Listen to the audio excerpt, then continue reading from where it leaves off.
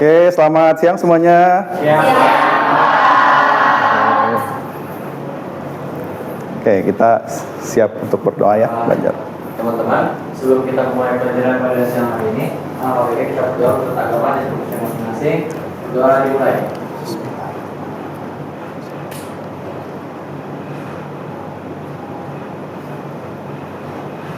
Doa selesai, seperti salam.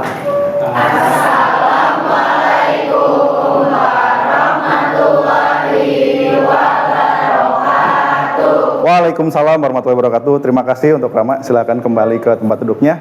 Nah, supaya kita lebih semangat lagi ya, supaya kita lebih siap lagi, ikhlas ya. Oke, kita harus ikhlas ya. Memulai pembelajaran harus ikhlas. Nah, sebagai warga negara yang dipenuhi semangat nasionalisme ya, apalagi kita pelajaran sejarah, mari kita awali dengan menyanyikan lagu Indonesia Raya. Oke, boleh berdiri semuanya.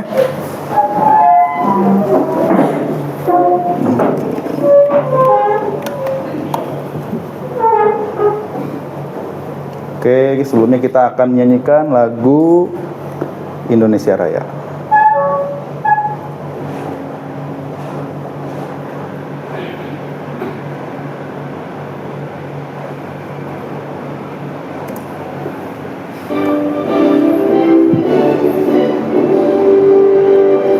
Indonesia tanah airku, aku darahku. Di sanalah aku berdiri, jadi pandu ibuku. Indonesia kebangsaanku, bangsa dan tanah airku. Marilah kita bersatu, Indonesia bersatu. Hiduplah tanahku, hiduplah negeriku, bangsaku, rakyatku semuanya.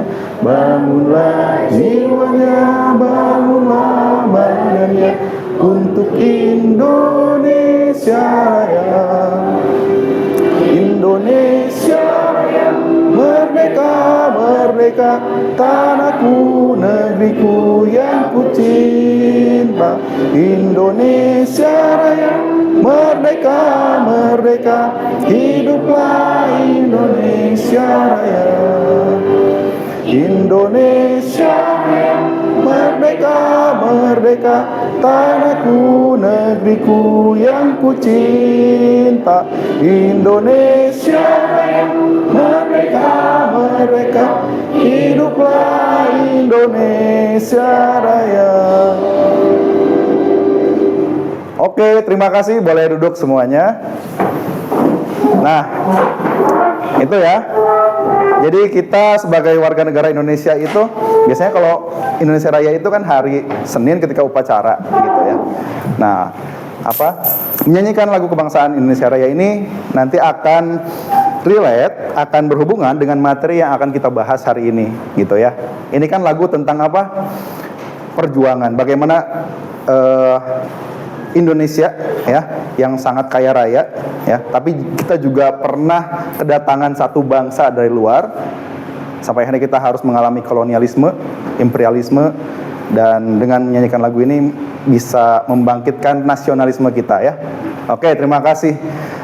Apa kabar kelas 12-4 ya? Euphorium? Euphoria.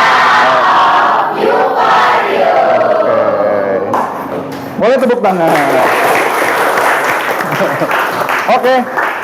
Nah, apa kabarnya? Semuanya sehat? Alhamdulillah, luar biasa. Tetap semangat. Allahu Akbar. Yes, oke. Semangat semua ya. Alhamdulillah. Nah, mudah-mudahan kita nih sudah belajar hampir berapa pertemuan sejarah? Ya. Hampir 3 bulan kita belajar sejarah ya. 3 bulan, 4 bulan. Artinya kita belajar sejarah supaya apa ya? Supaya kita tujuannya pertama untuk menambah wawasan gitu kan ya, menambah pengetahuan, dan juga membuat kita lebih bijak. Udah pada bijak? Belum ya. Belum pada bijak. Nah, sejarah ini kenapa sih Pak kita harus belajar sejarah? Apa pentingnya? Ya supaya kita, salah satunya adalah Historia Magistra Vitae gitu ya. Kita duduk siang ini di kelas supaya apa? Pertama untuk menambah wawasan, yang kedua untuk mengenal bagaimana kisah-kisah perjuangan bangsa kita, dan yang paling penting mengambil pelajaran dan hikmah atas peristiwa yang terjadi di masa lalu gitu ya. Jadi belajar sejarah itu nantinya ujungnya adalah supaya kita menjadi orang yang lebih bijak gitu. Oke, siap ya belajar sejarah? Siap. Oke, terima kasih. Nah, berikutnya Bapak akan periksa kehadiran kalian dulu ya. Oke. Kelas 12-4, Adelia hadir. Amwesa ada ya. Aulia, Darwin, Devina, Fadia, Fani ada, Firsa, Gaizan, ya Rama, Kaila ada, Kesya, Lasmai, Maitsa, Marisa, Fabian, Farhan, Girado, Mujib, Rasya, Syakir, Mutiara, Nabilah, Nadia Herdiana Putri, Nadia Putri, Nanda Muhammad, Nazilatur Rahmah sakit ya, Omar, Raihan, Siska, oke sakit ya, Wilda, Yoga, Zeva, Zihan, yang sakit. Oke, mudah-mudahan yang sakit kita doakan supaya lekas sembuh ya. Oke, amin ya rabbal alamin. Oke. Nah, sebelum kita mulai masuk ke pembelajaran, kita coba review dulu materi yang sebelumnya kita pelajari ya, masih tentang materi kolonialisme dan juga imperialisme gitu. Coba materi apa yang kita sudah pelajari di minggu lalu ya? Oke, masih ingat? Oke, kedatangan bangsa Eropa ke Indonesia, betul. Dari sekian banyak bangsa Eropa, ada yang bisa menyebutkan apa saja? Pertama yang datang ke Indonesia ya, Portugis. Kemudian siapa lagi? Tetangga sebelah Portugis? Spanyol. Apalagi setelah itu? Belanda dan juga Inggris ya. Jadi kita sudah pernah interaksi ya sejak tahun berapa? 1500 itu dengan para pelayar-pelayar atau penjelajah bangsa barat ya. Jadi sebetulnya kita itu adalah satu bangsa yang memang menjadi primadona gitu ya. Jadi daya tarik untuk bangsa Eropa. Ya. Kira-kira kenapa ya bangsa Eropa itu datang ke Indonesia untuk mencari apa? Rempah-rempah. Sekarang mudah nggak cari rempah-rempah? Gampang ya. Contoh rempah-rempah apa aja? Pala, apalagi? Cengkeh, ya, kunyit. Sekarang kan gampang ya, jahe. Tapi Pak, kenapa sih dulu orang-orang Eropa itu sampai datang ke Indonesia? Memang di Eropanya nggak ada? Ya, di Eropa ada, cuman harganya sangat mahal. Ditambah pada saat itu terjadi yang namanya penguasaan Konstantinopel di Turki ya oleh bangsa Turki Utsmani, sehingga apa yang terjadi, mereka datang ke Indonesia untuk mencari rempah-rempah langsung dari sumbernya, betul. Nah, hari ini kita akan pelajari satu perusahaan besar. Ya, gitu. Kita ngomong-ngomong perusahaan, pernah ada satu perusahaan besar yang pernah datang ke Indonesia dan sangat lekat sekali dengan kehidupan orang-orang atau masyarakat yang ada di Indonesia. gitu ya. Oke. Nah, sebelum ke sana kita akan mengenal perusahaan raksasa ya. Tahu raksasa? Sangat besar sekali berarti ya. Nah, sebelum itu Bapak minta kalian untuk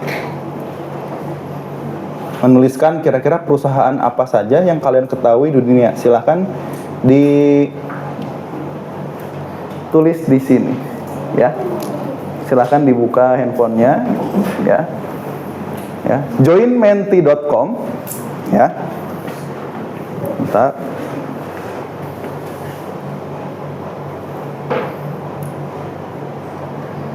Nah, silakan joinmenti.com. Tulis kodenya sebentar.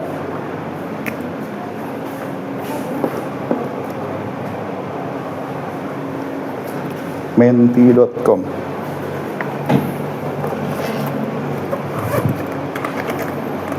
Terlihat ya, join@menti.com.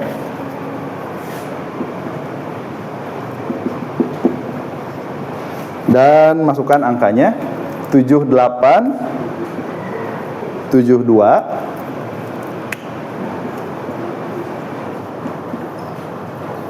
8271. Silakan kalian sebutkan perusahaan apa sih yang kalian ketahui.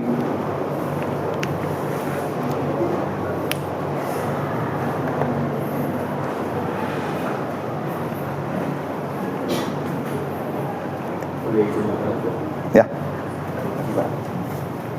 silakan. Oke, ada Amazon, Microsoft, Apple, Toyota, ya, Google, IKEA, apalagi. Ini yang Indonesia nggak ada nih. Perusahaan-perusahaan besar dunia, Indonesia juga termasuk di dunia ya. Masih ada di peta ya, Indonesia. Boleh sebutkan misalkan perusahaan apa sih yang terkenal di Indonesia? Banyak berarti kan? Unilever, kemudian ada Mitsubishi, ini rata-rata dari luar ya. Apalagi coba?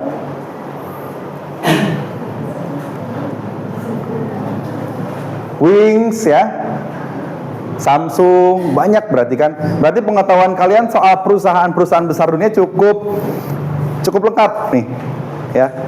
Coba ada nggak di yang kalian gunakan itu berasal dari perusahaan-perusahaan di depan ini? Ada. Contohnya apa? Samsung. Penggunaan alat komunikasi ada dari Apple. Apalagi? Samsung. Kemudian kalian cari informasi biasanya di mana? Google. Di Google. Kemudian kalian ke sekolah pakai kendaraan?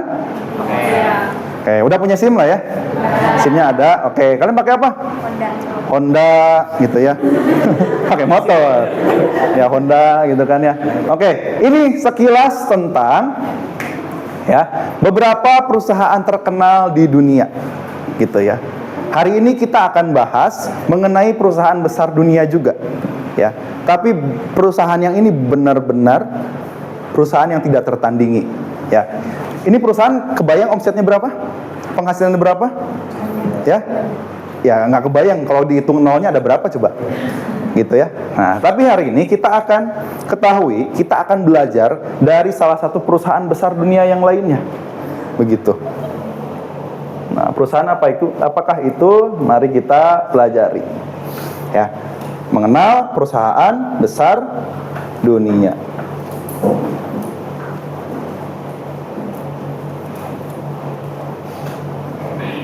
Oke, sekarang kita coba, ini udah tahu ya, tebak-tebakan. Perusahaan apa ini? Apple. Oke, perusahaan Apple. Alat komunikasi berarti ya, laptop, handphone, dan juga tablet berarti ya. Berikutnya ada yang tahu ini apa? Microsoft, gitu ya. Kita operasikan komputer pakai Microsoft. Kalau ini? Gojek, ya. Nah, sekarang yang terakhir ada yang tahu nggak ya? Tadi kan 3 di awal perusahaan luar negeri. Kalau ini? Ayam goreng Soeharti. Betul kan, tepuk tangan dong. Mati. Ayam goreng Soeharti ya, lokal nih, lokal. Ayam goreng Soeharti. Kalau kalian ke mana? Ke bandara, biasanya ada ya, di bandara tuh ada ayam goreng Soeharti. Ini lokal berarti kan ya, perusahaan juga gitu ya. Nah, dari keempat perusahaan tadi yang kalian sebutkan, tapi tahukah kalian perusahaan terbesar sepanjang sejarah? Apple besar, Microsoft, Google, Samsung itu sangat besar. Tapi ternyata ada satu perusahaan yang lebih besar lagi nilainya. Oke, nah marilah kita belajar mengenai perusahaan terbesar itu. Ya, tujuan pembelajarannya hari ini adalah satu, menjelaskan bagaimana latar belakang dibentuknya VOC. Ya, Pak udah spill di awal ya, ini perusahaannya. Yang kedua, mengidentifikasi awal mula penjajahan dari VOC. Yang ketiga, membedakan hak oktroy ya dengan kebijakan-kebijakan VOC selama di Indonesia. Yang keempat adalah menyimpulkan penyebab kemunduran dari VOC. Ini tujuan pembelajaran kita hari ini ya. Nah, berikutnya Bapak akan coba tampilkan satu perbandingan. Ya. Ini adalah perusahaan VOC dan ini adalah beberapa perusahaan modern di dunia. Ya. Coba kalian lihat jumlah valuasi atau nilai kekayaannya lah ya. Berapa? 7,9 triliun US dollar. Dolar. Ya. Ternyata kekayaan VOC itu setara dengan 20 perusahaan besar ini ketika mereka digabung baru bisa menyaingi VOC. Kebayang nggak oleh kalian? Ya. Kebayang oleh kalian bagaimana susahnya, bagaimana perjuangan para pahlawan-pahlawan di Indonesia untuk melawan VOC. Ya. Coba kalian ada yang bisa coba menyaingi Apple? Gak usah semuanya, satu aja pilih. Yang paling kira-kira bisa kalian saingi, Facebook gitu. Atau apa? Netflix. Pak, mau bikin platform nonton sendiri. Jadi bisa kalian bayangkan ya, 20 perusahaan modern digabung baru bisa mengalahkan valuasi dari VOC. Berapa coba nolnya tadi ya? 7,9 triliun, setara dengan 110.000 triliun.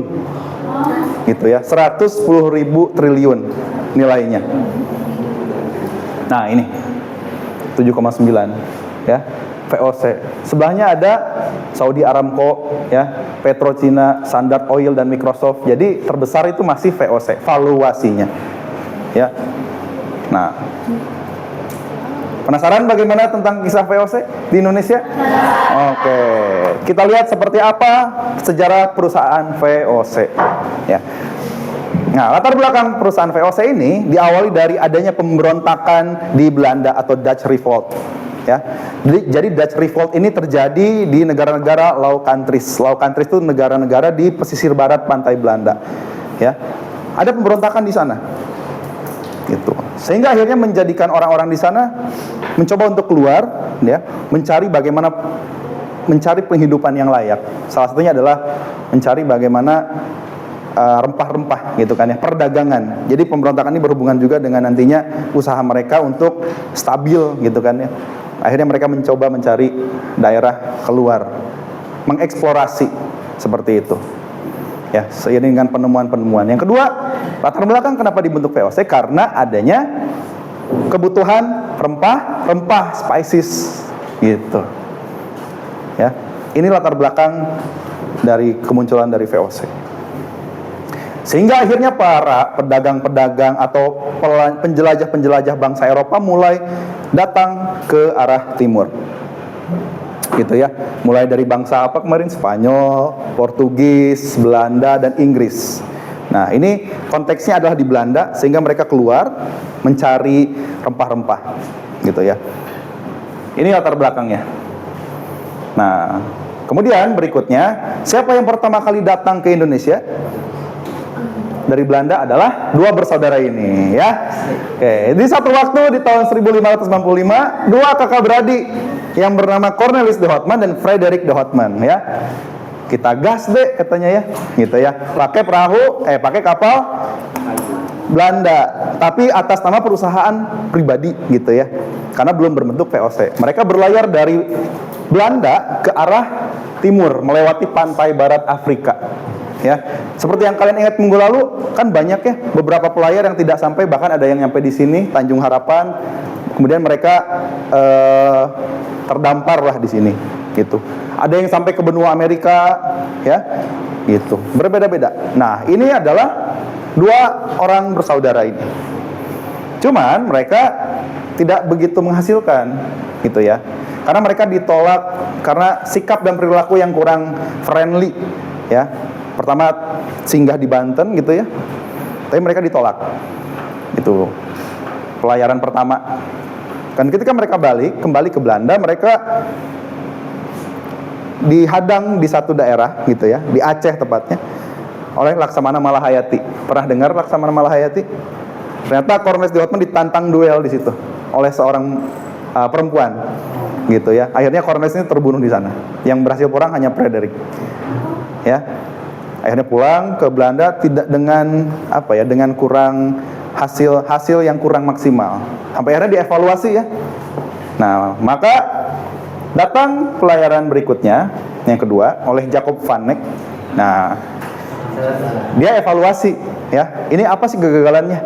Kenapa mereka bisa sampai tidak diterima di Hindia Belanda? Akhirnya Jacob van Eyck melayar ya 3 tahun berikutnya ya, dan mendapatkan keuntungan sebanyak 400% ya, sehingga menjadikan penjajah sebelumnya mungkin jadi iri gitu ya, gitu. Iri bilang bos gitu. Gitu. Dan membawa keuntungan bayangkan 400%. Gitu ya. Kalian bawa modal 10.000, kecil tuh ya 10.000 mah. Berapa juta, pulangnya 400%. Sehingga menjadikan ini suatu yang menjanjikan bagi bangsa Belanda. Hanya saja penjelajahan mereka masih mandiri, masih atas nama perusahaan-perusahaan sendiri gitu. Sehingga berpikir caranya bagaimana kalau misalkan kita mendapatkan keuntungan lebih besar, gimana caranya ya gitu. Ini sebagai gambaran bagaimana bangsa Belanda mulai masuk ke Nusantara untuk mencari rempah-rempah ya, sebelum dibentuknya VOC. Berikutnya kita pelajari apa itu VOC. Nah, VOC ini adalah singkatan dari atau kepanjangan dari Vereniging Oost-Indisch Company. Ya, kalau orang Indonesia biasanya nyebutnya company gitu ya. Orang tua itu company. Ya, perusahaan. Nah, kalian sama nanti ya kalau misalkan sudah lulus pasti kan kerja juga di perusahaan, ya. Industri berarti ya, industri perusahaan gitu ya. Nah, merupakan kongsi dagang milik pemerintah Hindia Belanda ya, milik bangsa Belanda di Nusantara, yang artinya adalah Perserikatan Maskapai Perdagangan Hindia Timur atau Kongsi Dagang Hindia Timur. Kongsi itu artinya apa ya? Ya? Berbagi. Ya, berbagi bisa juga dijadikan sebagai berbagi atau gabungan gitu ya. Karena nanti VOC ini adalah salah satu perusahaan yang dia ada saham. Ya, jadi kalau saham itu kan dibagi atas beberapa perusahaan-perusahaan. Jadi gabungan perusahaan-perusahaan. Gitu. Kemudian diresmikan di Amsterdam tanggal 20 Maret atas persetujuan dari pemerintah Hindia Belanda. Gitu ya. 20 Maret tahun 1602. Jadi 4 tahun setelah pelayaran Jacob van Eyck ya, pemerintah Belanda mendiskusikan gitu ya di dalam pemerintahannya bagaimana supaya kita bisa lebih kuat lagi. Karena mereka punya persaingan juga. Karena mereka punya kompetitor gitu ya. Namanya perusahaan ada kompetitor ya. Oke. Sampai sini dulu ada pertanyaan? Ya, ini jadi VOC adalah perusahaan dagang. Ya, posisinya ada di bawah pemerintah kerajaan Belanda gitu. Ya, jadi bukan atas izin pemerintah Belanda maka VOC dibentuk. Nah, kemudian VOC ini adalah gabungan dari 4 perusahaan besar, gitu ya. Mulai dari Verse Company, ya, Barbanche Company, Compagnie Van Verre dan Compagnie Kande Moucheron. Ya, gitu. Jadi 4 perusahaan VOC, 4 perusahaan yang ada di Belanda digabung jadi VOC. Kebayang kuatnya seperti apa? Makanya nanti dibagi, ada sistem saham. Kalau saham berarti tiap tahun ada dividen, ada pembagian hasil, gitu ya. Karena melihat keuntungan yang tadi dibawa oleh Jacob van Eyck 400%, gitu. Ya, jadi dibentuk VOC itu gabungan dari perusahaan-perusahaan. Bayangkan di Indonesia ya, ada perusahaan apa? Contoh perusahaan air mineral gitu ya. Contoh Aqua, air mineral, Yasmin gitu ya. Digabung jadi satu gitu ya. Tapi akan menghasilkan yang namanya mungkin jadi monopoli gitu. Oke. Ini awalnya. Lalu apa tujuannya? Tujuannya adalah satu, karena sebelumnya mereka datang secara perseorangan, ini adalah menghindari persaingan yang tidak sehat. Ya. Antara para pedagang-pedagang Belanda. Ya, atau kelompok-kelompok pedagang Belanda. Yang kedua, memperkuat kedudukan para pedagang Belanda dalam menghadapi persaingan dengan siapa? Masih ingat ya tadi, yang ke Indonesia bukan hanya Belanda, tapi ada Spanyol, Portugis, dan Inggris. Inggris pun punya perusahaan dagang. Namanya adalah EIC, East Indies Company. Ya. Jadi sama-sama punya perusahaan dagang ya. East Indies Company. Gitu. Yang ketiga tujuannya adalah untuk perdagangan, yaitu memonopoli perdagangan rempah yang ada di Indonesia. Sebelumnya orang Indonesia biasa-biasa aja berdagang dengan orang Arab, dengan bangsa Arab ya, dengan bangsa Tiongkok gitu. Tapi ketika VOC datang, ada rasa ingin menguasai. Dan yang terakhir adalah untuk membantu pemerintah Belanda tentunya. Karena pada akhirnya izinnya dikeluarkan oleh Belanda. Begitu. Sampai sini dulu ada pertanyaan? Belum? Oke. Kalau begitu bisa kita lanjutkan ya.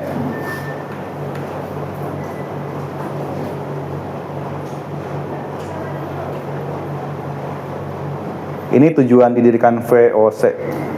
Nah, berikutnya, setelah didirikan, ya, setelah diberikan izin oleh pemerintah Belanda, pertanyaannya adalah kenapa VOC begitu berkuasa, kuat di Indonesia? Ya, didirikan tahun 1602, nanti berkuasa sampai 1799. Ya, hampir 200 tahun VOC berkuasa. Tapi kenapa alasannya? Kira-kira kenapa? Ada yang tahu nggak kenapa satu perusahaan itu bisa sangat berkuasa di Indonesia? Karena dia fokus di Indonesia nggak kayak si itu yang awal yang Korea Selatan sama Fredrik, dia kan sifatnya nggak bagus Pak. Ya. Karena mereka ngebawa sifat friendly ke masyarakat Indonesia yang emang udah deket juga sama. Oke, dia punya strategi berarti ya. Dia mempelajari bagaimana supaya bisa diterima oleh masyarakat. Artinya dia punya organisasi yang bagus nggak ya? Kalau sendiri kan susah. Nah, kalau sudah berbentuk perusahaan, artinya dia punya tata kelola, ya, punya administrasi yang bagus, punya organisasi yang bagus. Artinya punya strategi juga yang bagus, gitu. Apalagi setelah itu, kenapa begitu kuat berkuasa di Indonesia sampai hampir 200 tahun? Perusahaan dagang tapi sangat berkuasa, Pak Bian? Mereka memonopoli pasar dengan menurut itu sangat-sangat handal. Ya, memonopoli pasar. Ya. Monopoli itu artinya apa ya? Ya? Mengendalikan pasar, misalkan. Apalagi? Contoh monopoli. Monopoli minyak misalkan ya. Yang menjual bensin di satu daerah hanya boleh perusahaan itu, misalkan. Apalagi? Di sini misalkan di kelas ada yang danus nggak? Atau jualan makanan di sini? Ada misalkan ya. Nah, misalkan ada beberapa orang yang dagang, ya udah biarkan pasar itu bekerja gitu ya. Tapi kemudian ada monopoli nih, VOC datang dari luar misalkan ceritanya. Pokoknya di kelas ini yang nggak boleh, yang boleh dagang minuman misalkan ya, cuman boleh saya gitu ya. Di luar itu nanti saya tembak misalkan. Begitulah VOC. Jadi menebar apa namanya? Berdagang tapi sambil membawa senjata gitu ya. Oke.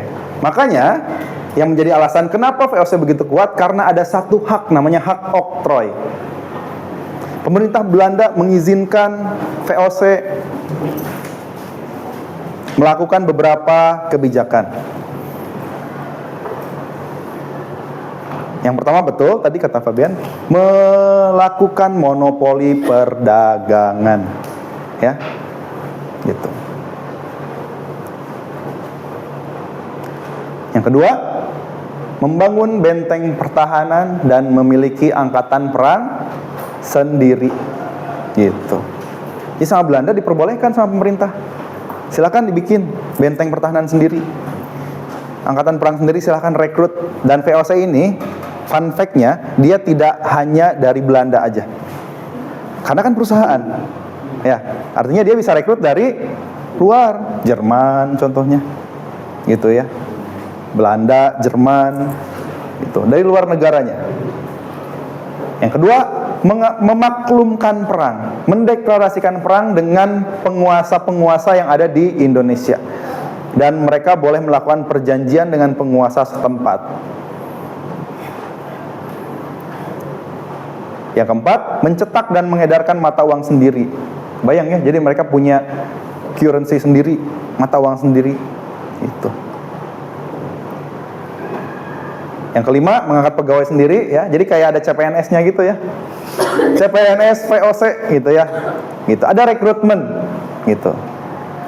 Mungkin jadi satu ini ya. VOC jadi perusahaan yang sangat bergengsi gitu ya. Ibaratnya anak Smakbo gitu ya. Beres dari beres wisuda itu, kalau kalian hidup di tahun 1600-an, mau kemana nih nanti lanjut? Mau ke VOC gitu ya. Karena kalian bayangkannya VOC adalah perusahaan gitu, yang komoditasnya adalah rempah-rempah. Yang terakhir adalah memerintah di negeri jajahan. Inilah yang membuat VOC begitu berkuasa di Indonesia. Ibaratnya adalah negara dalam negara gitu. Kan Belanda itu negara ya, tapi memberikan kewenangan seperti negara kepada VOC. Gitu. Oke, sampai sini dulu ada pertanyaan. Oke? Dari berbagai macam negara nih. Ya, berbagai macam negara, betul. Kemungkinan dari Indonesia juga ada nggak sih, Pak? Oke, pertanyaan yang bagus ya. VOC ini kan berbagai macam, Pak ya? Dari berbagai macam negara, tapi ada nggak dari Indonesia itu kemudian menjadi pegawai VOC gitu ya? Ada yang tahu jawabannya? Gitu. Nah, ketika kolonialisme dan imperialisme itu terjadi di Indonesia, ada yang namanya struktur masyarakat. Ya, mereka menetapkan kayak kasta gitu ya. Jadi struktur masyarakat di Indonesia pertama itu adalah orang Belanda atau orang Eropa. Yang kedua adalah pada saat itu orang Tiongkok dan Arab. Yang ketiga baru orang Indonesia atau bahasa pribumi gitu. Apakah ada Pak orang-orang Indonesia yang kemudian menjadi pegawai VOC? Kebanyakan itu mereka lebih sebagai pembantu. Kalau resminya sih tidak ya. Kebanyakan mereka direkrut menjadi seorang pasukan-pasukan gitu ya, pasukan-pasukan atau mereka kolaborasi gitu. Jadi tetap dengan status sebagai golongan ketiga, tapi nanti mereka membantu di militer gitu. Ada kayak semacam persekongkolan gitu. Wajar nggak ketika kalian dengar, kok Pak kenapa ya malah ada perang antar sesama bangsa di Indonesia? Karena waktu itu belum ada konsep nasionalisme gitu ya. Jadi kalau yang pegawai Indonesianya sejauh Bapak membaca itu adalah mereka membantu di peperangannya di Belanda gitu. Makanya banyak mereka merekrut. Kenapa kira-kira merekrut dari Indonesia atau di negara lain? Karena jauh ya. Mereka itu punya ongkos yang banyak kalau misalkan harus mendatangkan orang dari Belanda. Makanya ya udah cukup yang ada di Indonesia aja gitu kan ya. Gitu. Jadi VOC seperti itu. Ada lagi pertanyaan lainnya? Itu kan dia mencetak mata uang duit. Nah, berarti pas waktu itu Indonesia pakai mata uang. Oke, mereka kan merekrut pegawai sendiri, ya, atau mencetak mata uang sendiri. Nah, Indonesia pakai mata uang apa, Pak? Gitu. Nah, mata uang seperti apa yang beredar di Indonesia? Ya, sebetulnya orang Indonesia sudah biasa membeli sesuatu dengan emas, salah satunya. Atau ada yang sistem barter, ada yang emas. Kita kembali ke masa kerajaan Islam, ya. Orang Indonesia kan sudah akrab dengan perdagangan. Mereka jual kapur barus, gitu kan. 1 kilogram kapur barus, mereka biasanya cuma pengen ditukar dengan 1 kilogram emas. Jadi orang Indonesia itu mau dibeli kapur barusnya asal dengan emas 1 kilogram. 1 kapur barus dengan 1 kilogram emas. Gitu, setara dengan emas. Jadi sebetulnya sudah ada kayak uang kepingan gitu. Karena kita harus ingat, tahun 1602 sudah ada kesultanan Islam, di mana mereka menggunakan, contohnya ada dirham, ya, ada dinar gitu ya, sudah menggunakan itu. Jadi kenapa VOC mengeluarkan? Karena supaya jangan sampai uang itu dipakai. Mereka pengennya uang kita yang beredar, gitu ya. Jadi pinter ya VOC itu, namanya juga perusahaan kan. Kalau kita lihat artikel-artikel tentang VOC, wah sangat rapi. Mereka memang punya sistem administrasi yang sangat bagus. Ya jadi udah ada pakai dirham, dinar gitu ya, gitu. Jadi menggunakan uang yang berlaku pada saat itu. Makanya ingin digantikan. Ada lagi? Nah, ini ya, VOC ini kan punya hak istimewa, diberikan oleh pemerintah Hindia Belanda. Tapi siapa kemudian yang menjadi pimpinannya? Ini adalah para Heren 17 gitu ya, atau Tuan 17. Ini orang masih pengen diajak ya. Padahal rugi ya dari dulu. Nah, ini gambar salah satu gubernur jenderalnya. Ya. Jadi VOC itu kan tempatnya di mana kantornya? Ada di Belanda, tepatnya di kota Amsterdam. Sangat jauh itu koordinasinya. Sedangkan VOC dipimpin oleh namanya Heren 17 atau Tuan 17. Masing-masing adalah perwakilan dari perusahaan yang 4 tadi. Ya, yang di awal. Ya. Nah, mereka ditunjuk ada 17. Pada akhirnya, supaya memudahkan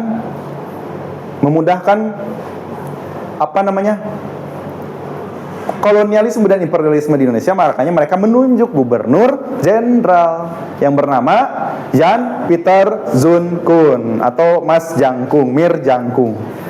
Ya, itu orang Indonesia suka ada ini ya, suka ada istilah apa?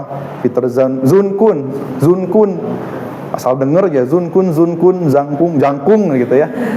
Orangnya tinggi memang, gitu.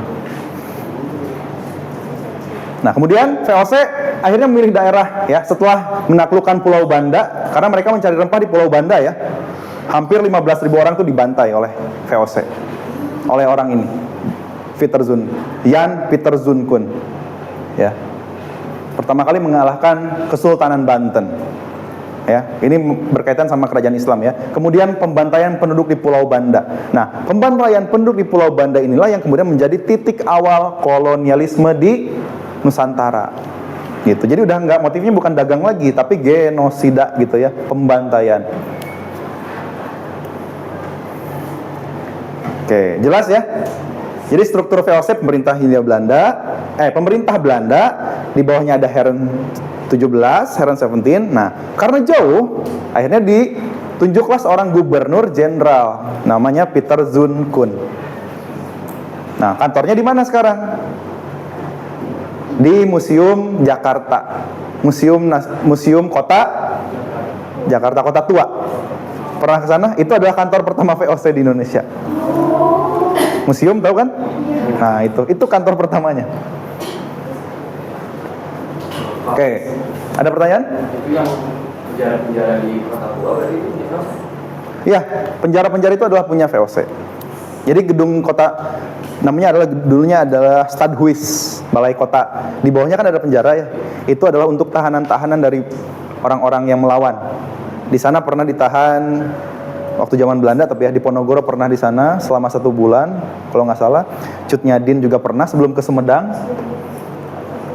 Bahkan kalau kalian baca hukuman-hukuman dari VOC itu benar-benar bikin menakutkan, karena dipertontonkan hukumannya itu di depan balai kotanya itu kan ada lapangannya. Nah, di situ dihukumnya biasanya. Itu ya. Itu Museum Kota Jakarta. Ada lagi pertanyaan? Nah, sekarang kita coba ice breaking ya, tebak-tebak gambar. Ini kan kita apa? Bahas tentang rempah-rempah ya. Gitu. Jangan-jangan nggak tahu lagi rempah-rempahnya mah tahu, Pak. Ini lada, ini cengkeh. Tapi kita coba ini ya. Tebak-tebak gambar. Ini apa ya? Apa? Pala, betul ya. Inilah yang dicari oleh VOC nih. Bijinya, kulit luarnya itu kepakai semua, sampai bahkan ininya nih, kulitnya nih, itu kulit bawahnya semua nggak ada yang tersisa. Pala ya. Yang kedua, oke, ini apa? Apa coba? Kismis.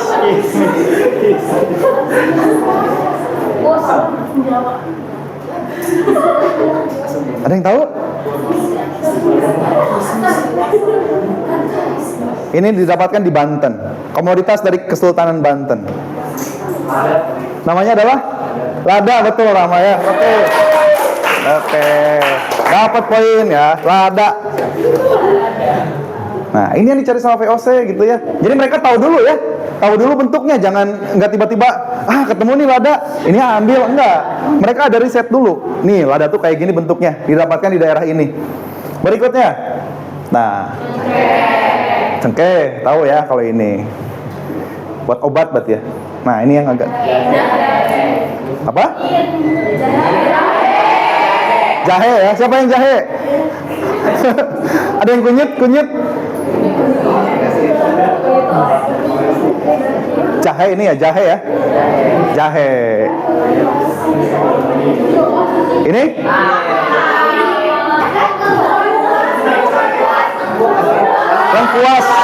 Lengkuas. Ya. Gitu. Mirip-mirip ya. Oke. Ini yang perempuan tahu ya. Biasanya ini ya. Nyambol gitu, nyambol. Oke. Satu lagi. Kayu manis. Oke, tepuk tangan dong ya. Oke. Sudah siap berdagang dengan VOC berarti ya? Oke, ya inilah gambar-gambar rempah-rempah yang VOC sangat cari di Indonesia. Ya, itu tujuan awalnya adalah untuk berdagang. Ya. Kebayang nggak dengan komoditas yang tadi, dengan barang-barang yang mereka cari, akhirnya mereka ini aset dari VOC. Perusahaan punya aset seperti ini. 150 kapal dagang. 40 kapal perang. Ya, jadi dagang bawa senjata. Ibaratnya di kelas tadi, nih beli aqua mau nggak? Ntar dulu deh, langsung keluarin tuh ya senjata, beli nggak gitu ya. Gitu ya. Tapi saya udah biasa beli sama yang lain. Ya udah, mana yang lain gitu ya. Diancam gitu kan ya. Jadi berdagang membawa senjata gitu. Ada 50.000 pekerja yang tersebar dari mulai Belanda ya. VOC juga punya perwakilan kantor di Jepang. Jadi bukan cuma di Indonesia aja, tapi penghasilnya memang lebih banyak dari Indonesia. 10.000 tentara, mohon maaf ya, ini maksudnya tentara. 10.000 tentara yang beberapa juga akhirnya merekrut dari daerah-daerah yang mereka datangi.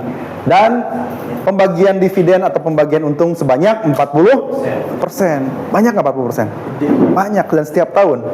Karena VOC sistemnya saham. Maka seperti inilah kekayaan yang dimiliki VOC. Siapa sih yang nggak mau masuk VOC? Gitu ya. Berarti kita bisa belajar ya, bagaimana betapa cerdasnya VOC. Mereka hanya mungkin membawa beberapa orang aja ke Indonesia, tapi bisa membuat geger se-Indonesia. Ada perusahaan baru, gitu ya. Nah, berikutnya yang menjadikan VOC lebih kuat. Tadi kan ada apa? Hak istimewa, gitu ya. Ternyata masih ada lagi kebijakannya. Ini adalah kebijakan VOC. Ya. Pak, gimana sih kebijakannya? Untuk mencari bagaimana kebijakan VOC, mari kita bahas di dalam kelompok, dalam diskusi kelompok. Oke, silakan berkumpul ya di kelompok yang sudah ditentukan ya. Ada 5 kelompok ya, masing-masing akan membahas ini 5. Silakan berkumpul dulu di dalam kelompoknya masing-masing, kelompok 1 sampai kelompok 5.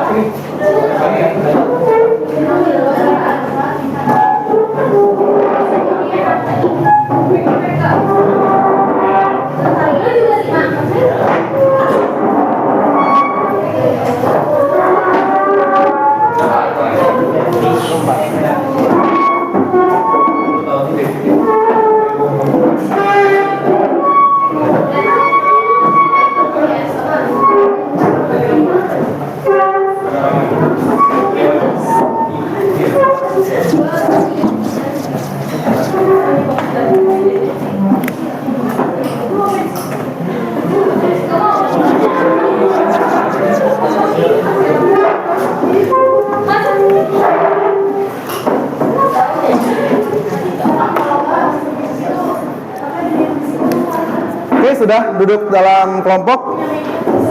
Oke, di depan ini ada beberapa kebijakan VOC ya. Jadi kelompok 1 akan membahas kebijakan VOC, yaitu kebijakan kontingenten. Silakan dicari ya, mulai dari apa itu definisinya ya atau pengertian. Ya.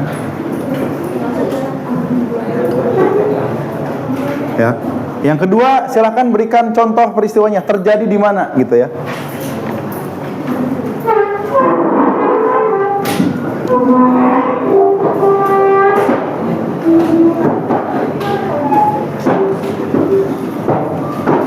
Yang ketiga, dampaknya ya. Dampak yang terjadi dari kebijakan VOC tersebut. Ada 5, kontingenten, verplichte leverantie, extirpasi, pelayaran ongi, dan divide et impera. Masih ingat tadi ya hak oktroy yang dimiliki VOC? Seperti apa? Ditambah lagi mereka punya kebijakan seperti ini. Oke, silakan kalian dicari mulai dari definisi atau pengertiannya, kemudian contoh peristiwanya terjadi di mana, dan dampak yang terjadi.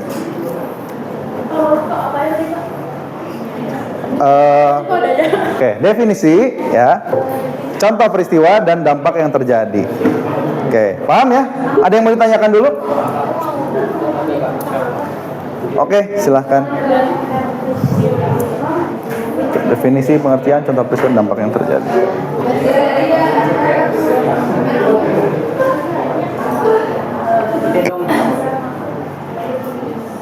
Ya, waktunya 10 menit lah ya. Kita cari beberapa kebijakan VOC yang ada di Indonesia.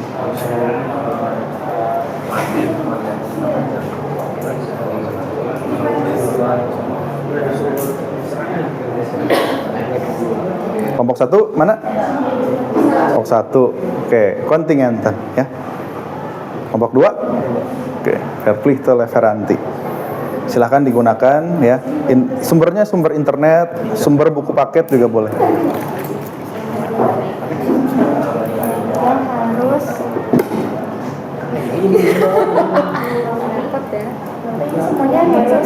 Satu arah. Nanti kalau sudah kita presentasikan di depan ya.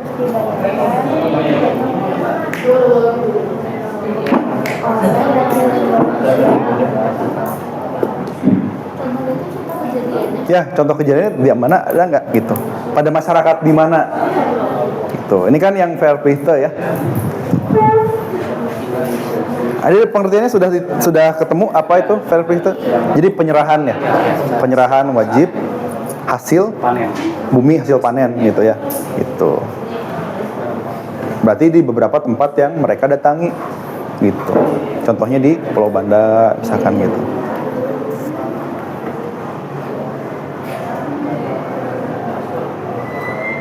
Yang kedua ada apa? Ini yang verpikte ya? Iya. Yang pertama kontingenten. Yang ketiga ekstirpasi. Oke.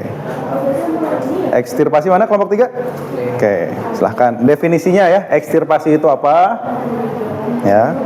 Kemudian contoh peristiwanya di mana? Gitu.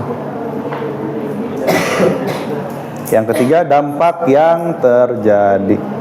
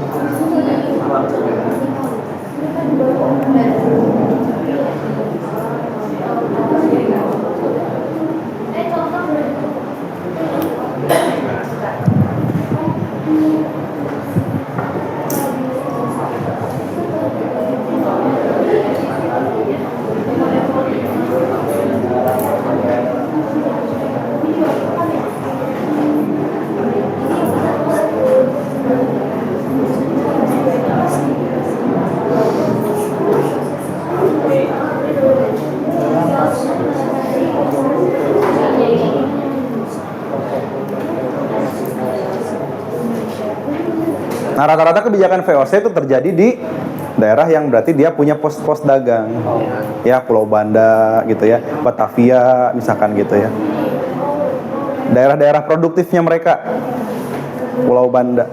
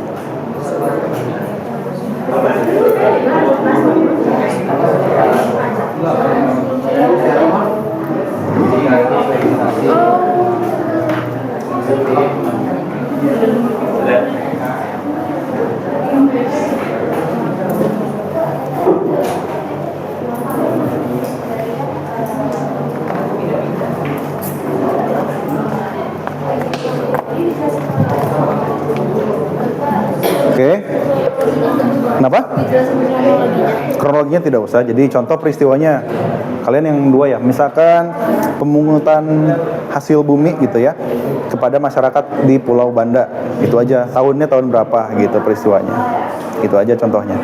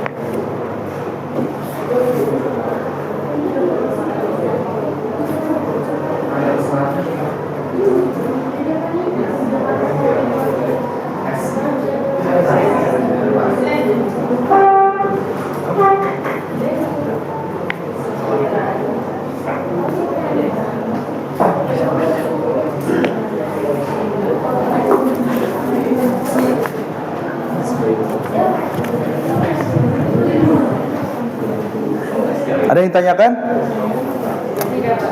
Jelas ya, berarti sumbernya, sumber informasi bisa kalian gunakan dari internet, dari buku paket juga boleh.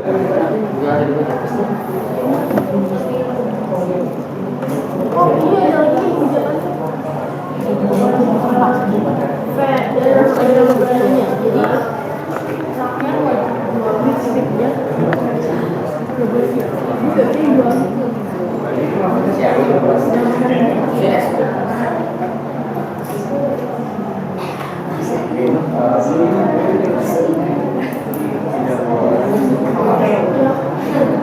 Nah, semisal ada kebijakan lain, istilah kebijakan lain di luar ini, oh Pak ternyata ada lagi ya, silakan kalian tambahkan saja. Gitu.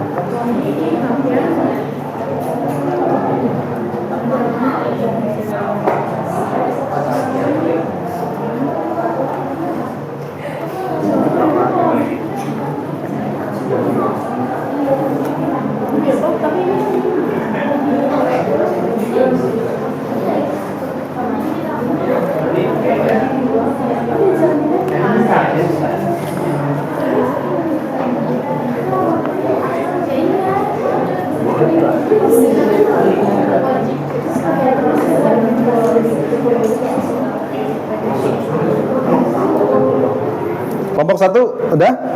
Pengertian sudah? Contoh peristiwanya ada? Dampaknya juga? Oke, sudah ya. Kelompok 2? Definisi sudah? Oke. Contoh atau peristiwanya? Dampaknya oke, udah ya. Oke. Berarti kelompok 1, 2 nanti kita komunikasikan hasil diskusinya ya. Supaya kelompok yang lain tahu kebijakan-kebijakan VOC selama di Indonesia.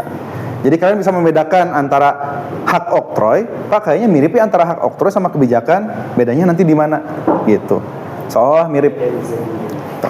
Kelompok 3, ekstirpasi. Sudah? Oke. Kelompok 4? Sudah siap? Kelompok 5? Oke, sudah semua ya? Oke, siap untuk coba komunikasikan bagaimana hasil diskusinya. Silakan kita ke kelompok mana dulu? Boleh berurutan aja ya. Kelompok 1, kelompok kontingenten. Kasih aplaus dulu dong. Boleh di depan. Kontingenten.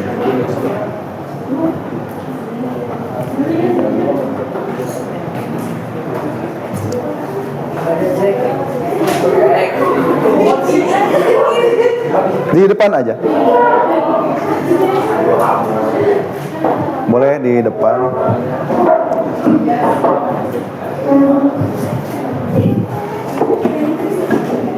Set aja. Sip.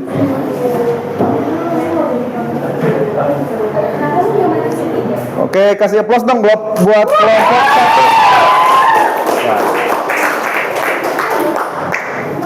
Jadi di sini saya akan menjelaskan definisi, contoh, dan dampak dari kebijakan VOC yang nomor 1, yaitu kontingenten. Definisinya adalah kebijakan wajib pajak yang harus dibayarkan rakyat Indonesia kepada VOC pada masa penjajahan Belanda. Pajak ini berupa hasil bumi seperti rempah-rempah, padi, dan hasil tani lainnya untuk menambah kas perusahaan dan mengontrol produk hasil bumi. Untuk contoh peristiwanya adalah petani yang diwajibkan menyetor hasil panen dalam jumlah tertentu setiap tahun sebagai pajak. Dan dampak yang terjadinya itu adalah membebani rakyat, mengurangi kesejahteraan petani, memperkaya kolonial, kemiskinan, perpecahan masyarakat, kelaparan, dan kerusakan lingkungan. Oke, ada pertanyaan dulu untuk kelompok 1. Ini kontingenten, artinya dia adalah sebagai apa? Pajak ya. Pajak hasil bumi yang dibebankan kepada masyarakat, kepada rakyat pada saat itu, ya. Gitu. Jadi setiap mereka setiap mereka panen ya, ada pajak yang dibebankan, gitu ya.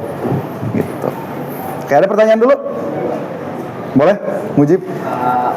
Kalau pajak itu nggak kepenuhi sama orang tersebut, bakal diapain? Oke. Konsekuensi ketika misalkan pajak itu tidak terpenuhi seperti apa? Tidak bisa membayar.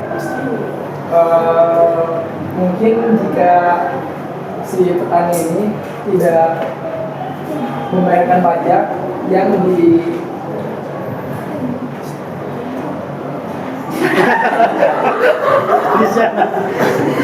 Ada yang bisa bantu temannya? Semisal kebijakan ini ternyata dia tidak diikuti, gitu. mungkin akan didenda. Ya, ada sanksi berarti ya, ada sanksi berupa misalkan sanksi finansial gitu ya, gitu. Atau misalkan yang lebih parah ada sanksi berupa fisik, misalkan ya hukuman fisik gitu. Karena nanti kita bisa lihat bahwa di antara kebijakan ini ada kebijakan yang memang sifatnya itu adalah dia apa ya, cenderung memaksa gitu, bahkan bukan diskriminatif ya, benar-benar apa ya, sanksinya sanksi yang sangat berat gitu ya, ditembak atau apa seperti itu. Oke, cukup ya, satu pertanyaan saja dulu atau ada lagi? Oke, kasih aplaus untuk kelompok 1. Kelompok berikutnya kelompok Verplichte Leveranti. Silakan, Mujib. Oke, Jeva, boleh. Assalamualaikum warahmatullahi wabarakatuh. Oke. Kali ini saya akan menjelaskan tentang definisi contoh peristiwa dan dampak yang terjadi dari kebijakan Menteri OC nomor 2 yaitu Verplichte Leveranti. Oke. Definisinya yaitu kebijakan ekonomi yang diterapkan oleh VOC untuk memaksa rakyat Indonesia menyerahkan hasil buminya kepada VOC dengan harga yang telah ditentukan. Contoh peristiwanya pada tahun 1609 VOC menuntut monopoli atas perdagangan pala dan kuli di Kepulauan Banda. Dampak yang terjadinya membuat masyarakat mengalami kerugian karena harus menyerahkan hasil buminya. Oke. Bedanya dengan kontingenten apa ya secara prinsip?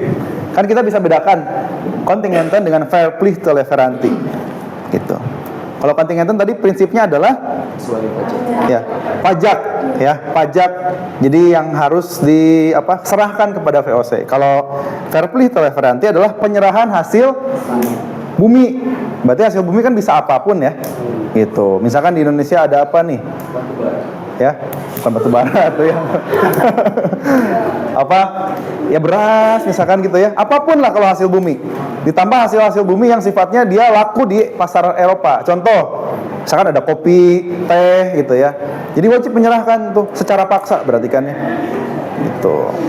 Ada yang mau bertanya dulu tentang kebijakan yang kedua, Verplichte Leveranti? Tidak ada? Oke, kalau tidak ada kasih aplaus untuk kelompok 2 ya. Kita lihat dulu ya, 2 kebijakan saja sudah bikin VOC ini jadi sangat kuat, sangat kaya raya. Masih ingat berapa kekayaannya? 7,9 triliun US dollar. Ya, beli Indomie dapat berapa ya? Oke, kelompok 3 ekstirpasi. Silakan. Kasih aplaus. Yoga. Nah, kita lihat ya, apa itu ekstirpasi?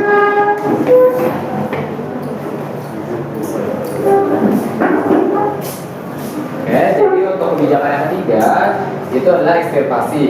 Nah, ekstirpasi ini adalah sebuah kebijakan di mana pemusnahan dan penghabisan kepada rempah-rempah atau komoditas yang dilakukan oleh VOC untuk mengendalikan jumlah produksi supaya harga rempah tetap tinggi di pasar internasional. Jadi komoditas atau rempah-rempah yang berlebihan produksinya itu bakal di bumi hanguskan dan juga dihabiskan oleh VOC bisa dengan cara dibabat ataupun bahkan dibakar habis gitu. Jadi pokoknya nggak boleh ada produksi yang berlebihan sehingga itu akan menstabilkan nilai rempah-rempah. Jadi nilai rempah-rempah itu tetap tinggi. Jadi orang-orang tuh tetap ingin untuk mendapatkan rempah-rempah. Lalu contoh peristiwanya itu terjadi di daerah Maluku sekitar tahun 1625 di mana VOC melakukan patroli dan memusnahkan ribuan pohon cengkeh milik rakyat yang ada di Maluku, khususnya rakyat Moal-Moal yang ada di Maluku. Oke. Terus apa sih dampak yang terjadi karena kebijakan ini? Yang pertama adalah tentu saja menimbulkan kerugian yang besar bagi para petani. Jadi kan para petani ini punya tanamannya, tapi kan dibumi hanguskan sama VOC atas kehendak sendiri gitu. Jadi tanamannya dibumi hanguskan, setelah itu para petani ini tentu saja merasa rugi dan merasa tidak terima. Terus kebijakan ini juga menimbulkan keresahan dan perlawanan di kalangan masyarakat karena dianggap merugikan dan merusak sumber penghidupan serta penghasilan mereka gitu. Jadi karena kebijakan ini banyak perlawanan yang ada di masyarakat. Oke. Jadi itu tentang kebijakan ekstirpasi. Ya, ekstirpasi. Ada pertanyaan dulu tentang ekstirpasi ini. Kalau kita simak, dia ada yang namanya apa? Dalam prinsip ekonomis, demand and supply and demand ya. Ketika misalkan apa tadi, dia prinsipnya adalah menebang pohon yang berlebih. Kebayang kalau misalkan pohon yang banyak itu dijual ya dengan produksi yang banyak, kira-kira harganya kalau barang beredar dengan jumlah yang banyak maka harganya akan turun. Nah, VOC ini pintar, tanamannya banyak ya.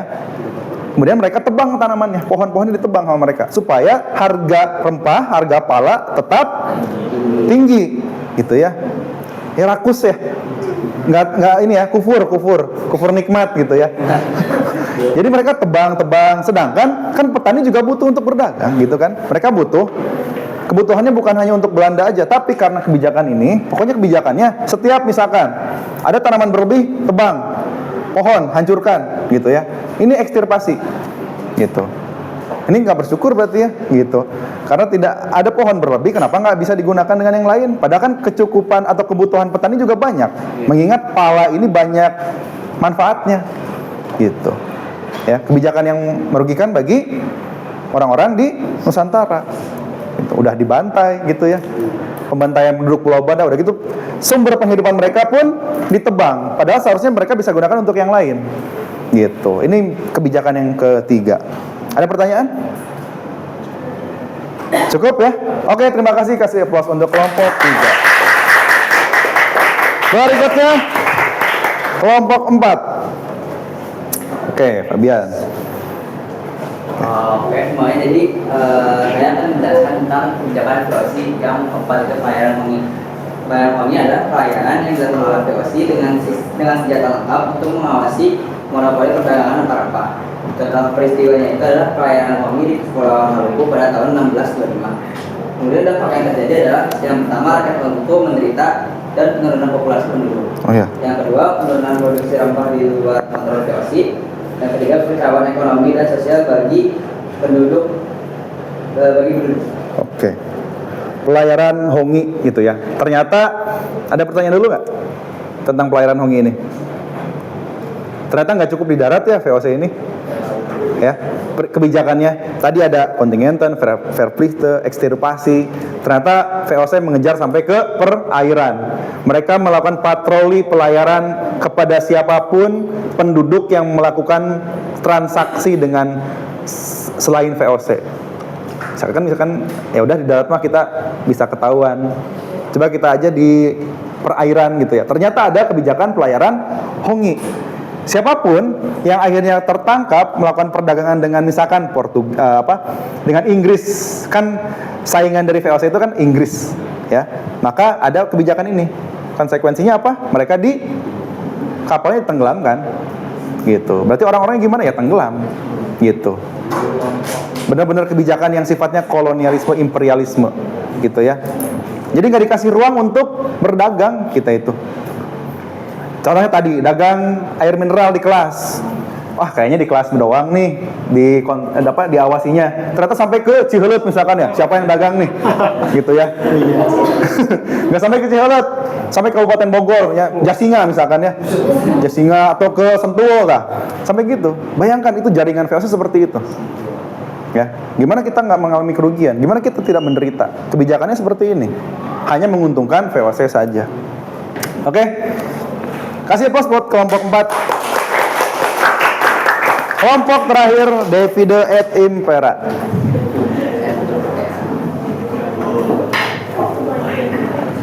Oke, kelompok 5.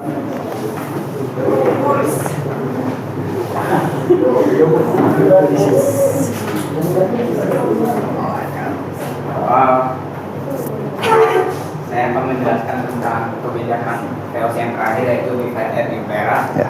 Yang pertama, definisi.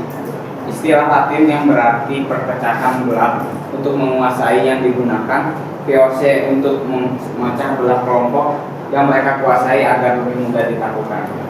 Kemudian contoh peristiwanya yaitu ketika mereka mendukung Mataram Islam untuk menyerang kerajaan Hindu atau Buddha di Jawa. VOC berhasil melemahkan kekuatan kerajaan Hindu Buddha untuk mempermudah menaklukkan Indonesia. Kemudian dampak yang terjadi yaitu yang pertama, terjadinya pemecahan masyarakat. Kemudian yang kedua, adanya konflik internal yang menaklukkan kerajaan dengan cara perang saudara dan permusuhan antar kerajaan. Yang ketiga itu terjadinya kerusuhan di banyak tempat. Oke, ada pertanyaan dulu. Divide et impera. Itu kan tadi tuh si VOC itu lebih mendukung kerajaan Islam ya Pak? Ya. Itu kenapa dia mau melemahkan, kenapa dia mendukungnya kerajaan Islam? Kenapa dia mau melemahkan kerajaan Buddha? Apa ada kekuatan dari kerajaan Buddha yang mengkhawatirkan si VOC itu? Oke, ada yang mau menanggapi dulu? Kenapa lebih ke Islam gitu ya? Oke. Bisa kita lihat secara kronologis, ketika VOC masuk ke Indonesia, apakah kerajaan Hindu Buddha masih ada? Masih ada? 1600? Sudah beralih ke kerajaan atau kesultanan Islam gitu. Jadi divide et impera yang dilakukan VOC lebih kepada kekuasaan yang sedang berlangsung. Pada saat itu contohnya di Banten, di Goa Talo, di Makassar gitu. Jadi Hindu Buddha memang sudah sangat sedikit gitu. Dan rata-rata gitu rempah-rempah yang diproduksi itu ada di dalam kekuasaan dari kesultanan Islam. Seperti itu jadi ya. Jadi kalau Hindu Buddha sudah hampir selesai masanya. Makanya nanti yang Islam diadu domba kesultanannya. Contoh terjadi di Banten. Sultan dan anaknya itu perang gitu. Nah, VOC melihat mana yang bisa dijadikan celah. Ya. Mana yang menguntungkan, maka itu yang dia dukung. Makanya di divide and impera. Nanti kalau kamu sudah nggak berkuasa, kalau ayah kamu sudah nggak berkuasa, nanti yang jadi pangeran, yang diraja bukan kamu, tapi saudara kamu. Itu divide et impera, dipecah belah, gitu ya. Ada penghasut, gitu ya. Karena belum ada konsep nasionalisme pada saat itu, jadi wajar terjadi yang namanya perang, gitu ya. Jadi itu pecah belah, karena nggak ada satu konsep yang menggabungkan. Belum ada namanya Indonesia pada saat itu. Oke, jelas ya? Berarti kasih aplaus untuk kelompok 5. Oke. Ya. Oke.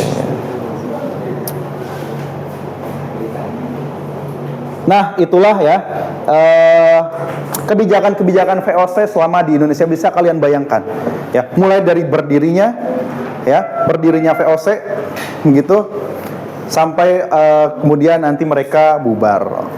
Ya. Oke, berikutnya silakan kalian kembali ke tempat duduk masing-masing. Kita akan ada asesmen ya, akan ada penilaian terlebih dahulu.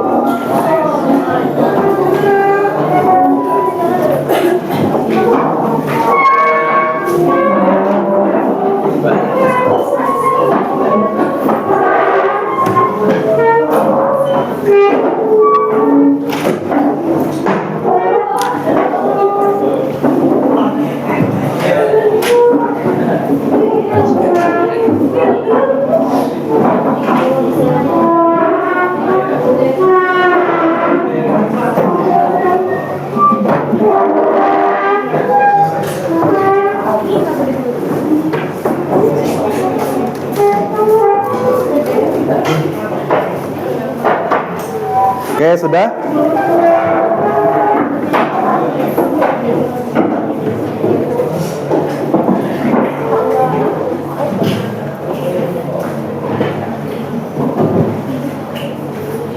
Nah, oke. Akhirnya ya. Setelah hampir 200 tahun VOC dibubarkan. Ya. Jadi kesimpulannya VOC dibubarkan tanggal 31 Desember tahun 1799 karena pertama korupsi, kedua peperangan, dan ketiga persaingan dagang. Ya. Jadi ini hikmahnya, jangan korupsi, gitu ya. VOC bubar karena korupsi, gitu ya. VOC, Vergan Onder korupsi, bubar karena korupsi, gitu. Jadi ada istilah seperti itu, ya. Jadi inilah ya kesimpulan hari ini. Kita belajar dari bagaimana mulai dari VOC berdiri. Apalagi setelah itu? Ada yang menyimpulkan?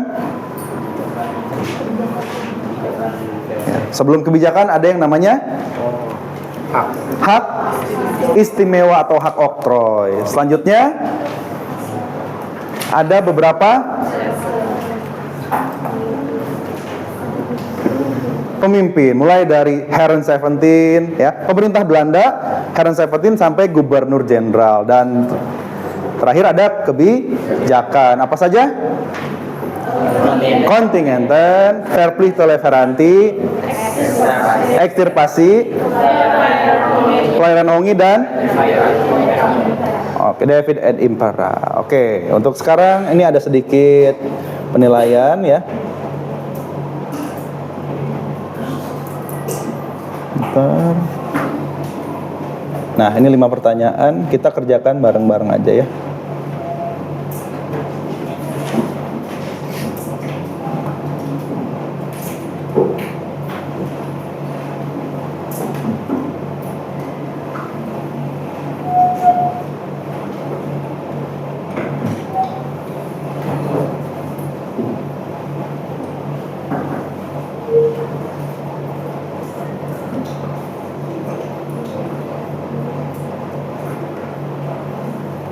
Nah, ini quizzes.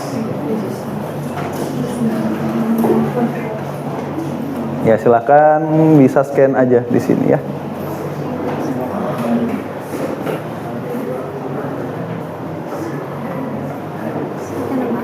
Ya, pakai nama dan kelas aja ya.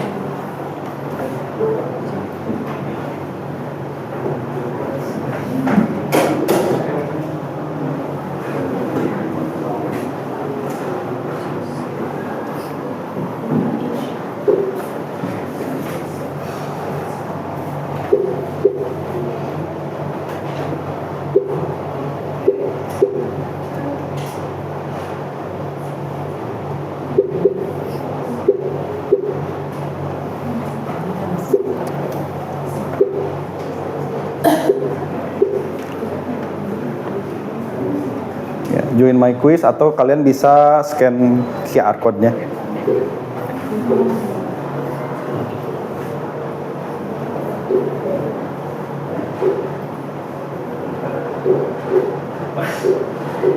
Udah semua? Oke, silakan yang belum ya.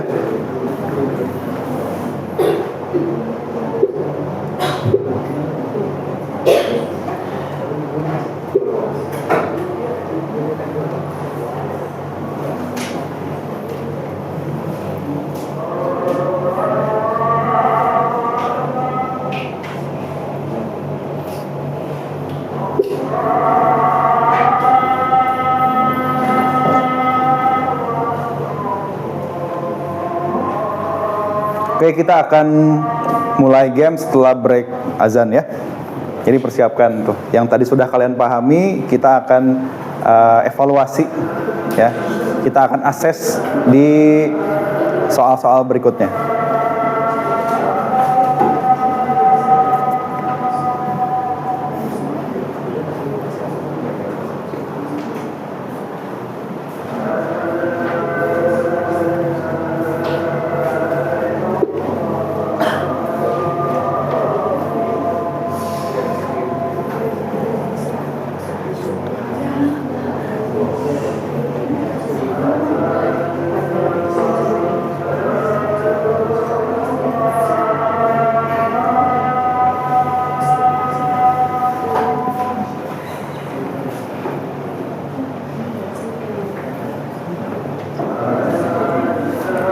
Sudah semua ya?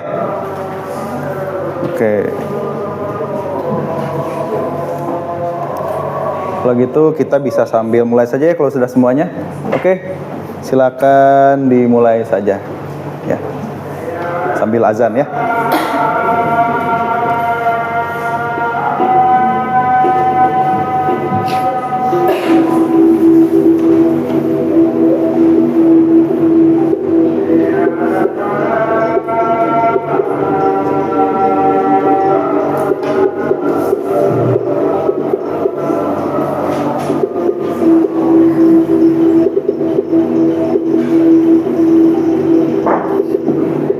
Oke, time's up.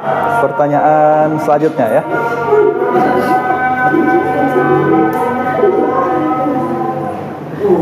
Oke, kita pertanyaan berikutnya.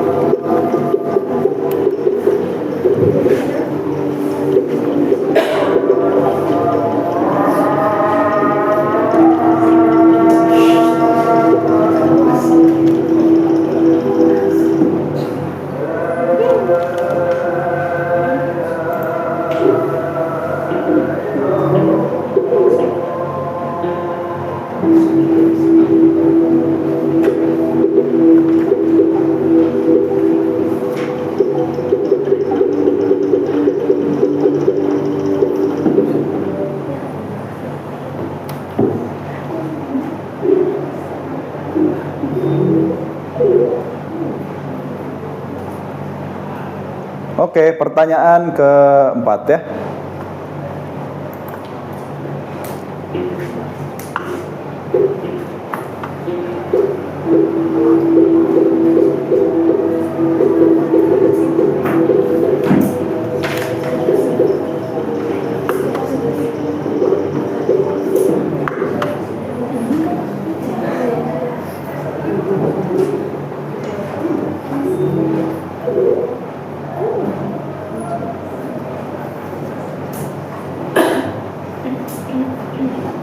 Oke, pertanyaan terakhir.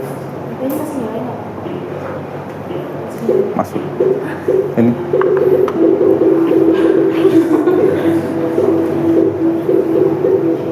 Bonus. Oke.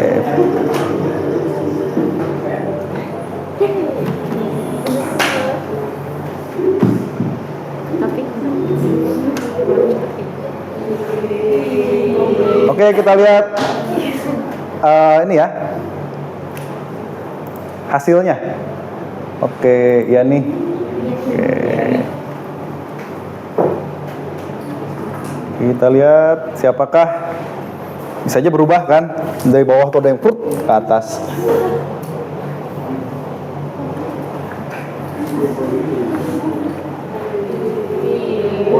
Oke, kasih aplaus dulu dong ya. Oke, peringkat pertama ada Rama, kedua Lasmai, ketiga Mujib. Oke, tepuk tangan juga dong buat semuanya ya. Ya, rata-ratanya berapa? 87 ya. Ini berarti lumayan tinggi ya, 87 gitu. Nanti seharusnya bisa sampai 90. Oke, Bapak kasih kesempatan buat peringkat 1 mau menyimpulkan. Silakan dong. Ya. Menyimpulkan apa yang sudah dipelajari. Jadi VOC itu gabungan dari beberapa company terbesar yang tersebar di seluruh dunia. Oke, betul. Itu pusat VOC ada di Amsterdam. Terus VOC buka di beberapa cabang, salah satunya di Indonesia. Dan di Indonesia ini salah satu penghasil apa sih Pak? Terbesar. Salah satu penyumbang terbesar. Makanya terbesar penghasilan dari VOC. Setelah itu VOC itu punya beberapa bukan aturan khusus, kebijakan khusus yang bisa ngebuat dia seenaknya di zaman Indonesia itu. Oke, punya keistimewaan di Indonesia ya. Dia bisa ngerampok apa sih? Bisa nodong orang buat nggak jualan terus ya bisa mengeksploitasi gitu ya bahasanya. Oke, terima kasih, tepuk tangan buat Rama ya.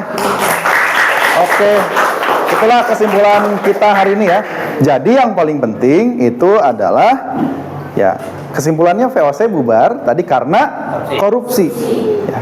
Pelajaran buat kita jangan sampai jatuh ke lubang korupsi gitu ya. Gitu. VOC pinter-pinter kan orangnya, tapi mereka bubar karena korupsi, karena tidak juga mampu bersaing dengan perusahaan lain. Contohnya Inggris, ongkosnya sangat banyak, gitu ya. Korupsi, nepotisme ada. Untuk masuk VOC kan sangat bergengsi. Ya, siapa tahu di sana nanti banyak gaya hidup yang terlalu bermewah-mewahan sampai akhirnya ya melakukan korupsi. Ya, dan juga karena perang yang berat antara Belanda dengan Prancis pada saat itu. Ya. Gitu. Nah, selanjutnya silahkan kalian tulis bagaimana refleksi pembelajaran hari ini di yang tadi ya. Masih di sini, di slide berikutnya.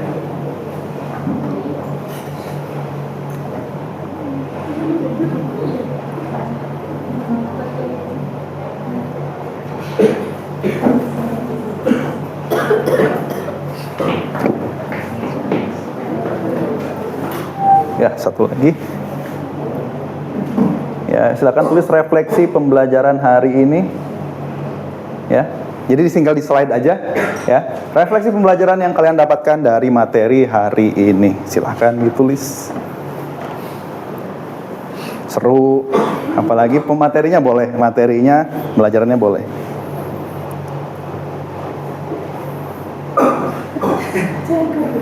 Oke, asik banget. Jangan korupsi, betul ya. Itu hikmah. Belajar itu artinya belajar dari masa lalu.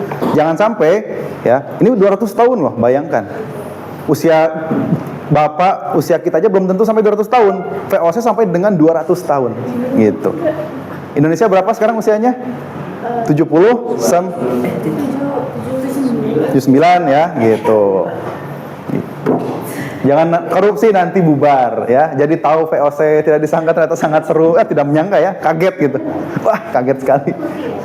Saya suka rempah ya. Pengen gabung ke VOC Pak gitu ya. Udah nggak ada. Artinya kalian tinggal cari aja perusahaan-perusahaan lulus dari Semakbo harus gabung ke perusahaan-perusahaan bergengsi gitu ya. Gitu, perusahaan-perusahaan besar gitu yang sesuai dengan minat kalian dan kemampuan kalian. Apalagi nggak boleh serakah ya. Kemudian materi yang menarik, OMG. Oke. Ada lagi? Turunkan uang kas ya gitu. Jangan terlalu memberatkan berarti ya. Apalagi materinya keren. Tertarik untuk mendirikan perusahaan seperti VOC? Mendirikan perusahaan sendiri berarti ya. Tepuk tangan dong, ini siapa? Pak, bikin perusahaan. Oke. Ya, dengan refleksi kita hari ini semoga kita bisa belajar, benar-benar belajar dari VOC, perusahaan terbesar di dunia dengan kekayaan 7,9 triliun dolar, gitu ya. Sangat wow katanya. Sama seperti komen tadi WOW. Apalagi VOC jahat juga. Iya, kolonialisme. Jadi VOC memberikan hak oktroi itu untuk mengkoloni. Koloni itu kan menguasai satu daerah. Kebijakannya itulah yang disebut dengan imperialisme. Jadi kuasai daerahnya, baru terapkan sistemnya, gitu ya. Itulah yang disebut. Jadi kolonialisme itu selalu beriringan dengan imperialisme. Ya. Jadi kita dapat hikmah ya, belajar dari VOC. VOC itu orang-orang yang pintar. Bawa orang ke Indonesia cuma berapa sih? Mungkin nggak banyak, 100 kurang gitu ya, tapi mereka bisa menguasai dengan berbagai kebijakannya yang ada di Indonesia atau di Nusantara, seperti itu. Oke, ini ya berarti tentang VOC. Apakah setelahnya kemudian selesai Pak VOC? Tidak, masih panjang perjuangan para pahlawan-pahlawan kita. Maka selanjutnya ada yang namanya pemerintahan Inggris, ya. Minggu depan kita akan berbicara soal bagaimana pemerintahan Inggris di Indonesia, tepatnya di Pulau Jawa. Pernah dengar nama Jalan Anyar Panarukan? Iya. Nah, pada saat itulah kemudian nanti sebetulnya Perancis dulu ya, pemerintahan Daendels. Gitu, Daendels, baru nanti ke Raffles. Gitu. Kita akan belajar tentang bagaimana setelah pemerintahan VOC di Indonesia bubar tuh seperti apa kisahnya. Gitu ya. Jadi silahkan dipersiapkan untuk materi minggu depan ya. Semoga dengan belajar sejarah ini tadi menjadikan kita lebih bijak, punya sikap untuk menghadapi masa depan. Ya, kita belajar dari VOC yang ada di masa lalu, mempersiapkan diri hari ini dengan belajar di kelas nih ya, belajar sebagai seorang analis kimia dan mempersiapkan masa depan yang lebih cerah, yang lebih baik. Itu saja untuk hari ini. Mudah-mudahan apa yang disampaikan bermanfaat ya, memberikan inspirasi bagi kalian semua untuk menjadi penerus ya bangsa Indonesia ya. VOC yang baiknya, yang berinovasi, yang tidak korupsi, yang jujur gitu ya. Gitu, yang berakhlak gitu bahasanya ya. Oke. Terima kasih, mungkin itu saja. Mudah-mudahan apa yang disampaikan bermanfaat. Silakan ditutup oleh Rama tadi ya. Oke, sebelum pulang. sebelum kita mengakhiri pelajaran pada mulai hari ini, akan baiknya kita berdoa menurut agama dan kepercayaan masing-masing. Berdoa dimulai.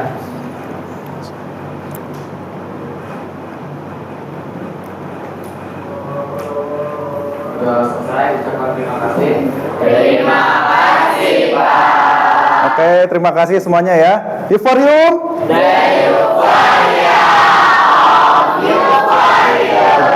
Oke, tepuk tangan. Oke. Oke, terima kasih ya Bapak, pamit. Oke, selamat siang semuanya. Siang, Pak.